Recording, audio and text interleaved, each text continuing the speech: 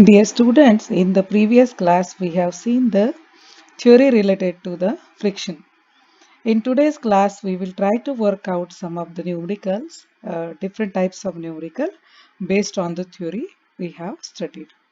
It is expected that you practice more problem by seeing the common practical example like screw jack and wedge friction, or even by watching the NPTEL videos, which link I have already shared in our Google Classroom. So here is a simple problem. You can see that a block is given in the shape of a rectangular prism rest on a rough inclined plane as shown in figure. The block is tied up by a horizontal string which has a tension of 10 Newton. If the block weighs 35 Newton, determine the frictional force, normal reaction of the inclined plane, and the coefficient of friction. So far, before solving every problem, it is very much required to draw the correct free body diagram for the given problem. So in this particular problem, we can see that the inclined surface is there, which is inclined with the horizontal at 30-degree angle. Then the weight of the block 35 Newton it is given, so it will move in the downward direction, gravitational force. And the horizontal string which is parallel to the ground, it will definitely create the tension in order to support the block. So let us see how the free body diagram looks like. So this is how the free body diagram looks like. The weight in the downward direction, tension in the string in the horizontal direction parallel to the ground. Then since it is the string is supporting the block, the frictional force will be in the moving in the down upward direction because the block has tendency to move in the downward direction. Slope is given, and the reaction offered by the inclined surface, that will be the normal reaction, which is at 90 degree to the inclined plane. So this is about our free body diagram. Apart from that, this basic formula for friction we know, F is equal to mu Rn. This is mu suffix Rn. In some books, I have already told you that for normal reaction, just N is used, or in some books, R suffix N is used as a notation. It is up to you which notation you are following. So we have to find out the frictional force and the normal reaction of the inclined plane and the coefficient of friction. It is always advisable to solve this problem by resolving the forces along the plane and across the plane. As I told, I have already informed you that when we have an inclined surface, this along the plane it is our x-axis, which is noted here, and the perpendicular to that it is our y-axis. So we have to resolve all the forces component along the plane and across the plane. Let us do it one by one. So when we have the forces along the plane, summation of all the forces along x-axis is 0. So what are the components here? We have the component of this force F its component which is making the certain angle. So F along the plane, since it is making the angle with the horizontal, but we are resolving it along the plane, so it is in the same direction of F and it is moving in the upward direction, so we are taking it positive. So mu Rn minus W sine 30. So weight moving in the downward direction, it is making an angle of 30 degree with the vertical axis, right? So vertical y-axis, if you see the geometry of this particular part, then you can easily uh, complete a right angle triangle here, right? So if you see this particular part, then this is the right angle triangle, right? Similarly, this one is the, if you put a horizontal line from here, then this one is the right angle. So if you see the geometry of this part, then it will make the W is making the angle of 30 degree with this vertical. Hence the component is W sine 30. Similarly, this horizontal string parallel to the ground, it is making the angle of 30 degree with the x-axis. So its component is t cos 30, right? So we get the equation. If we take out mu Rn at one side, then we get the equation mu Rn is equal to W sin 30 minus T cos 30. After simplifying the equation by putting the value of W and T, we get the value for this particular relationship mu Rn is equal to 8.84 Newton. Let us give it equation number 1 for time being and move forward. So if we resolve the forces across the plane, that is perpendicular to the plane, summation of all the forces in that y direction is 0. What are the components here? Let us see. This Rn, normal reaction, it is moving in the upward direction in the direction of y-axis, so it is positive. Then the component of this tension, it is moving in the downward direction, so it will be minus T sine 30. And for the weight, it is having uh, again moving towards the left, so it is minus W cos 30. Again, by replacing the values, particular values of W and T, and resolving it, we get the value of Rn. Normal reaction Rn is 35.31. You can do your own calculation and cross check the answer. So let us put this value of Rn in equation number 1. What is equation number 1? Mu Rn is equal to 8.84. So in this only mu is the unknown. What is mu? Mu is the coefficient of friction. So we get the value as 0.25. So this is how we can calculate the unknown values by resolving the forces along the plane and across the plane when it is friction related to the inclined plane. Let us see the another problem. Inclined plane. A block of weight W1 is equal to 100 Newton rests on an inclined plane, and another weight W2 is attached to the first weight through a string as shown. If coefficient of friction is 0.3, determine the maximum and minimum values of W2 so that equilibrium can exist. So this is very beautiful problem. You can see here we have to find out both the conditions, maximum and minimum values of this particular W2 weight that will keep the system in the equilibrium. Now a little consideration will show us that this part W2, it is supporting this system, right? So it is in fact giving tension in the upward direction, right? So if our block have tendency to move in the downward direction and the string has to balance it to maintain the equilibrium, then it has to put more effort. In that way, it will need more tension to maintain the equilibrium condition, isn't it? So that will be our maximum condition.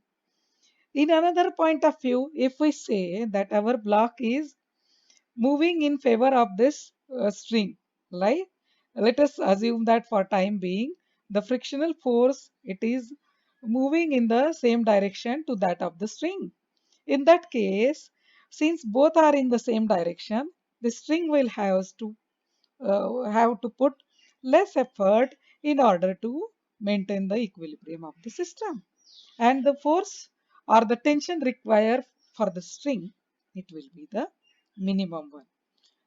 So in this case, in this particular problem, we will have two free body diagrams, one for the maximum condition and one other for the minimum condition.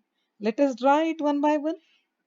So see this, for the first condition, when it is having the tendency moving in the same direction. So our frictional force is in the same direction to that of the tension of the string. The normal reaction as usual perpendicular to the inclined portion, to the inclined surface, and the weight W, it is moving in the downward direction, that is the gravitational force. Similarly, for the another case, when we have the frictional force in the moving in the downward direction and the string is trying to balance it in the opposite direction. So both this will be in the opposite direction. Rest of the things, that is normal reaction and the weight, will remain as it is. Now let us try to resolve the system one by one in along the plane and across the plane. So this is the first condition when we have the system which is in favor with the tension in the string. So here we have the weight W, that is the weight of the string in the uh, upward direction, that is positive. Then this W1 moving in the downward direction, and it is making an angle of 30° with the vertical plane, similar to the previous problem we have seen. So that will be again minus, and the normal reaction component in the upward direction. So if we try to keep the value W2 at one side, and if we simplify the equation, then we get it W2 is equal to W1 sine 30 minus mu Rn. In this particular problem, we know the value of W1. Then we know the value of mu, that is the coefficient of friction. So let us replace those values and we get the simplified equation. W2 is equal to 50 minus 0.3 Rn. Let us put it equation number 1 for time being, and let us resolve it across the plane, that is perpendicular to the plane. Here we have the normal reaction moving in the same direction across the plane, so it is positive. Component of W moving in the downward direction, so that is negative. These are only the two components across the plane. So we get the value of Rn directly if we replace the value of W1 with 100. So we get the value of Rn as 86.6 Newton. What is the unit here? Newton. Don't forget the unit. Without unit, the numbers are meaningless. So units are very important. In our particular problem, we have used the unit Newton for force. So we are giving Rn is equal to 86.6 Newton. Now if we put this value of Rn in equation number 1, then what we get for equation number 1? From equation number 1, we get the value of W2 as 24 Newton. So here we get our first answer, that is the minimum force required to keep the system in equilibrium condition, right? Now since it is in favor of the string of the uh, particular direction, so its value is 24 Newton. For the next case, we are expected to get the value more because it has to overcome the friction as well. Let us see what we get. So if we try to resolve it along the plane, then what we get here?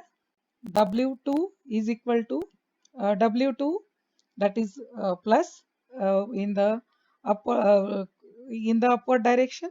Then component of weight W1 in the downward, and that is minus 1. And similarly the component of this force, frictional force, is in the opposite direction. So if we simplify the equation for W2 by putting down the value of the coefficient of friction and the weight, we get the equation number 1, that is 0.3 Rn plus 50. If we resolve it across the plane perpendicular to the plane, we get only two components like the previous case. Rn is equal to 100 cos 30, and that is how we get the value of Rn as 86.6 Newton. If we replace the value in this particular uh, uh, equation number 1, if we put this value of Rn in the equation number 1, then what we get here? We get the value of W2 as 76 Newton.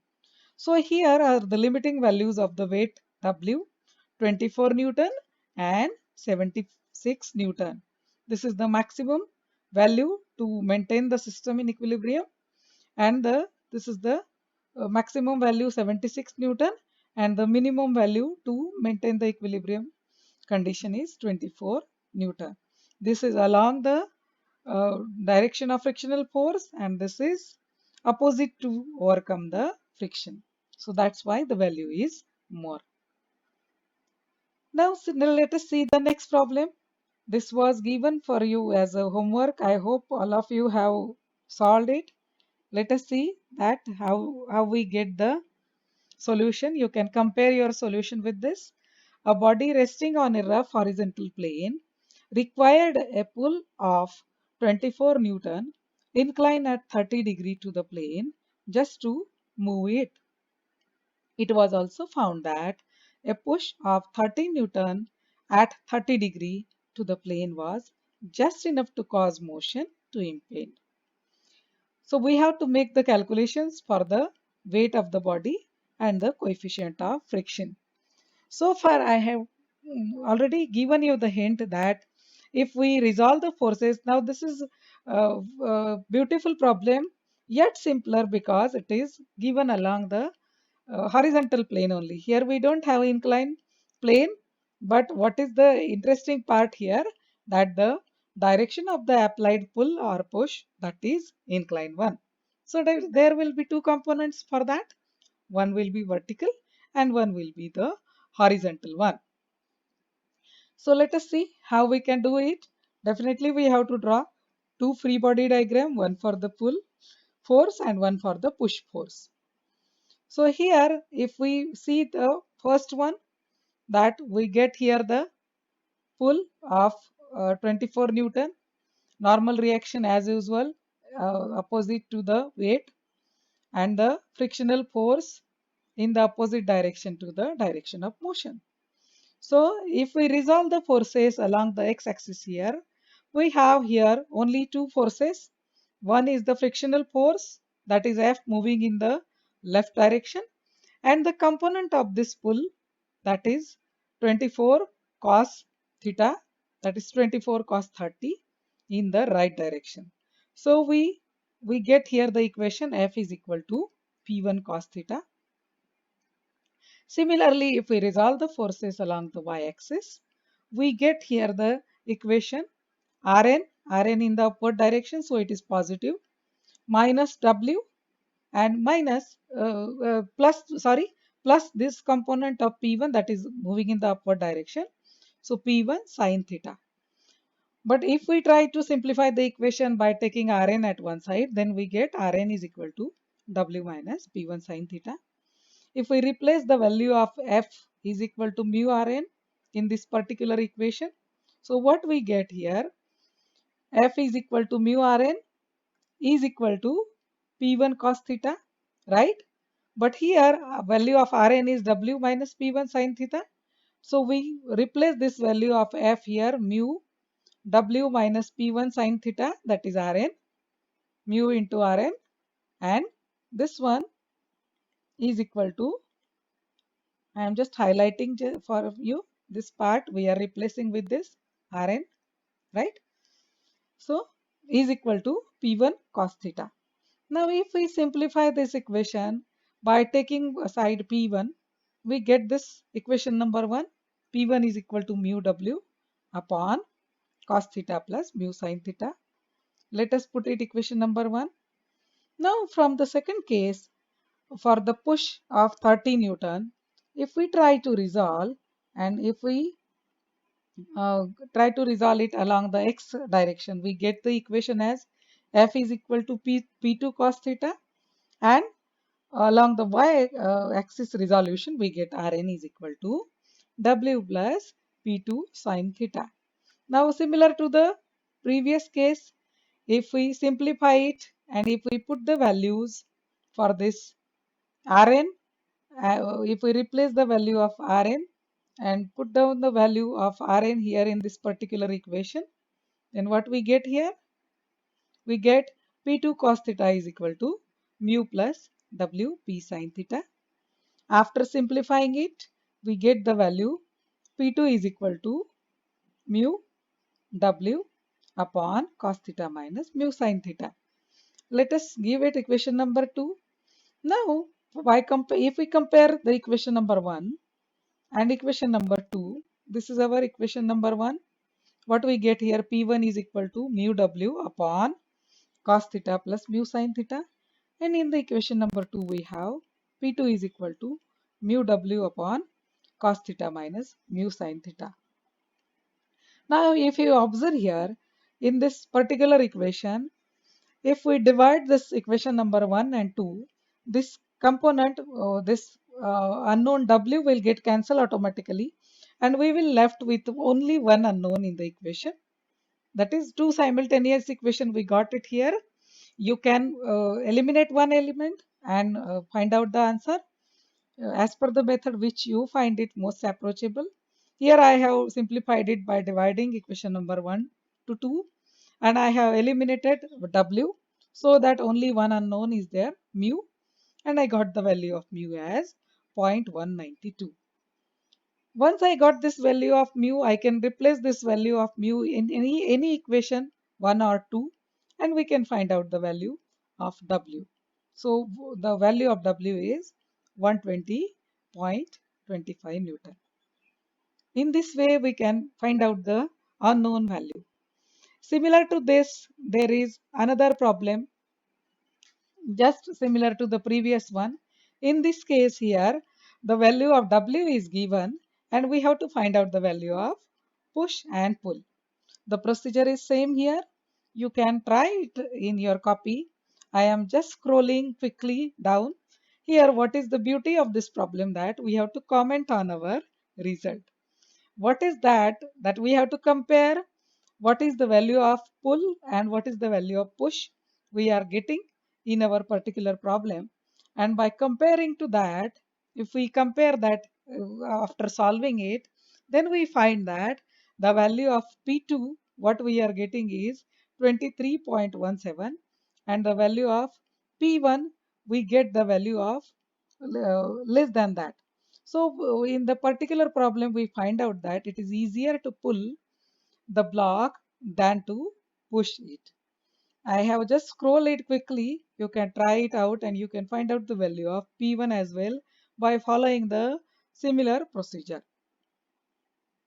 So this is what for the completed class. Till then, stay home, stay safe, take care, goodbye.